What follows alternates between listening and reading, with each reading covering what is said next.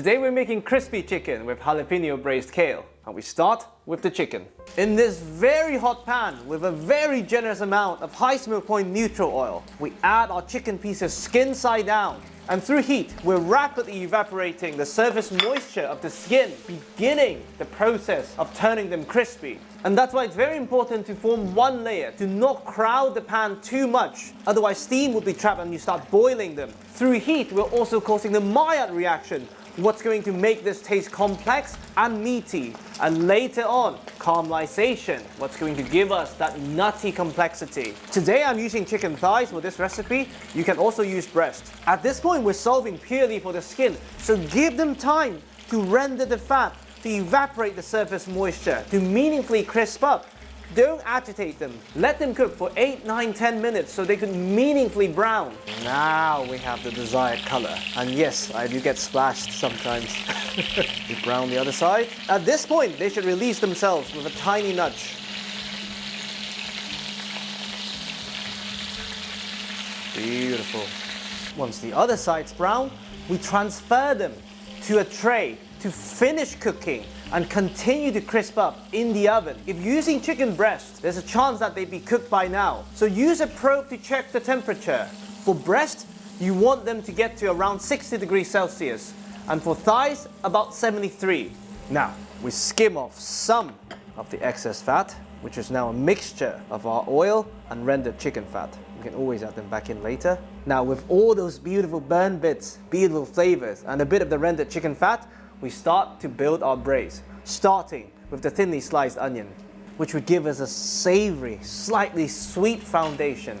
And through heat, we evaporate the water content of the onion to concentrate those flavors, the sweetness in particular, and the moisture released by the onion would start deglazing our pan, mopping up all those flavors.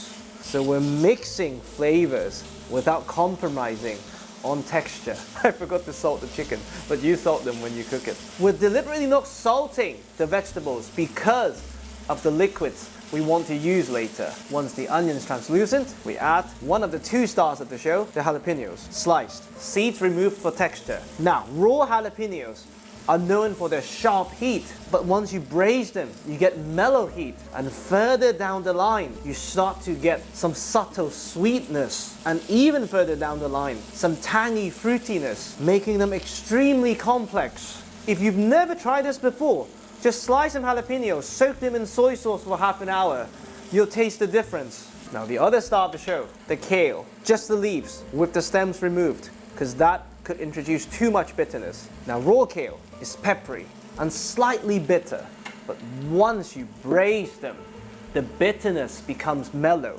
You start to develop this deep green earthy flavor, not dissimilar to braised green bell pepper. If you've ever had gumbo, you'll understand what I'm talking about. And further down the line, just like the jalapeno, some slight sweetness, and even further down the line, some umami. This is what makes this braise so interesting to me, because the 2 ingredients we chose are so different when given time and heat. Now, to continue to build flavors, we first add one of jalapeño's best friends, light soy sauce, and we take the opportunity to deglaze the pan, mopping up all the beautiful flavors we just developed.